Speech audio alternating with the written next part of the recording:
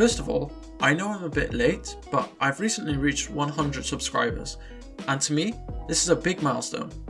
I'm so glad that people like my content enough to subscribe, and 100 subscribers was actually what I wanted to reach before the end of the year. Perhaps we can reach 1,000 before Christmas? That'd be a real Christmas miracle. YouTube is something I'm really starting to enjoy doing a lot more. I have learnt a lot from creating and editing my own videos and thumbnails, and have learned to appreciate some of the content creators I also subscribe to, as I now know the hard work that they put in. So I'll always leave a like on their videos, so you should do the same with this one. Anyway, no more soppy stuff, it's time to get into what this video is really about. Watching Unchained destroy my locals. For this week's locals competitive event, there were 3 pods with each pod housing 8 to 6 players, with 3 rounds overall. I was placed in a pod with only 6 players, so this kind of limited the number of games I could play, but I was still able to play against some really cool and interesting decks. I also made a slight tweak to the deck. If you want to see the full list, there is a link in the description. I had taken out a kaiju for mind control. I made this change because if I'm stealing my opponent's monsters for link summoning, I may as well also outright steal some other monsters too. I also took out Super Poly and its targets, as I don't feel Super Poly is a great card in this format at the moment. Instead of those cards, I put in Topologic Trisbana for back row decks and Mech Knight Avramax in the extra deck.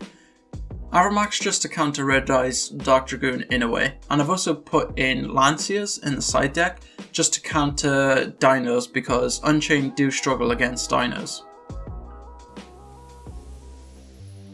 My first match was against Salamangreat. The deck isn't as strong as it used to be, but I can still put out some decent boards and some negates and interruptions. However, they still destroy cards with Salamangreat Rage and Roar, and Unchained like to be destroyed. Ashing my opponent's Balinks pretty much ended my opponent's turn. I used Rakir to pop Aruja to summon Unchained Soul of Disaster, but my opponent uses Ghost Ogre to destroy the Rakir. This is a rogue deck, so it's hard for my opponent to know the interactions. Personally, I would have saved it for the disaster effect to stop me from linking and stealing my opponent's monsters. My opponent does pop the disaster early, which is okay, but I can just summon back Aruja and deal more damage. In the second main phase, I summon Unchained Soul of Rage just to set up some interaction on my opponent's turn, linking off their monsters into whatever I need.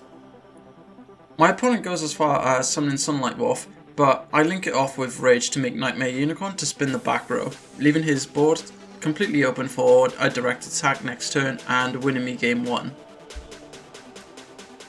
Game 2 and going second again, I special summon the Dino Wrestler Pancratops on my turn and could have used this effect early on to pop my opponent's back row to play a bit more freely, but this doesn't really matter anyway, as if my opponent were to destroy my Unchained monsters, I would just float into more monsters anyway.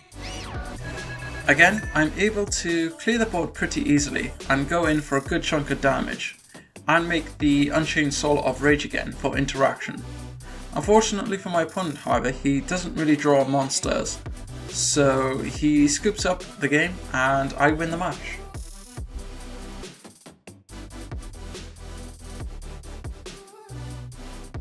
Unfortunately, with the COVID restrictions, we had to play far apart, meaning our stuff could not be too close, and it was hard for me to judge the distance of the camera. Going into game 1, starting off going second as again, I go for the standard Unchained combos, pop in a card with Aruja on the field, and the set card was actually Escape of the Unchained, which allowed me to summon more monsters from the deck, and I do summon the Abominable Unchained Soul from the deck, using this effect to destroy a back row of our opponent. I'm also able to summon the Sarama, normal summon this is of course, and our opponent does flip the summon limit, limiting our plays. I could have still however used the Sarama effect to reset the escape. Unfortunately for my opponent still, he didn't draw anything good, and scooped game 1. My opponent ends with a Dragoon, unfortunately bricking again, but it would have been really hard to out-Dragoon anyway if I didn't main deck Kaijus. I still main decked Kaijus as a blind going second deck, as they can take care of problems like the Dragoon or Herald of the Arclight, or even a Borrowload Savage with the Buster Lock. Just off camera, my opponent does flip summon limits, stopping us from doing anything else after I summon the Aruja. But at least I'm able to get rid of the Predaplant Verte with the Aruja. I set 1 card and end my turn. On my opponent's turn, he uses the Kaiju and the Magician's Soul to make a Nightmare Phoenix, but does not pop the back row, which is good for him as it was an abominable chamber of the Unchained, meaning I would have been able to float into an Unchained monster. They do, however, walk over my Aruja with the Phoenix, and I summon the Unchained Soul of Disaster from the deck. On my turn, I link with Phoenix into Trisbana, normal summon Sarama and use this effect to set the Unchained Soul of Disaster, then destroy it, and use this effect to bring Aruja back from the graveyard, go into Battleface and win me the match and the game. Still being the subpar YouTuber that I am, I forgot to check and run out of storage on my phone.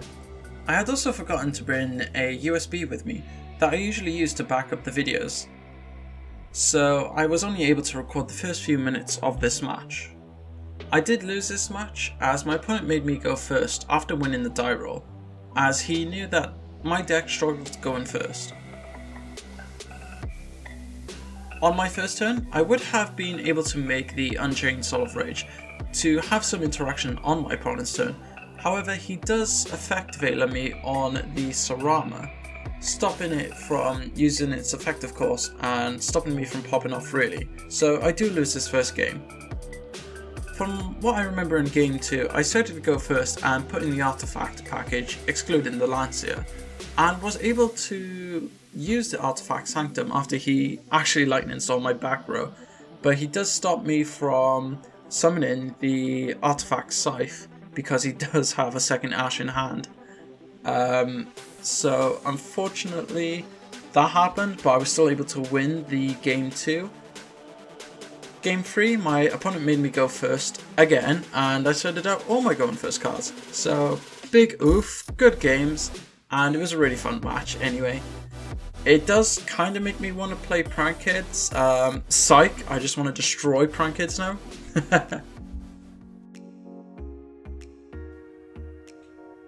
So I finished second place in my pot of 6, and it was a really fun day. I really enjoyed playing this deck and hope you enjoyed watching me play it and would like to try Unchained out for yourselves. Again, there's a deck profile in the description of this video. I do think that this is a good list, but I may add Summon Limit myself into the side, as well as moving the Scythe engine into the main deck for when I am made to go first. It will give me another option for going first as well. Also, I wanted to say congratulations to Michael Wade for winning first place.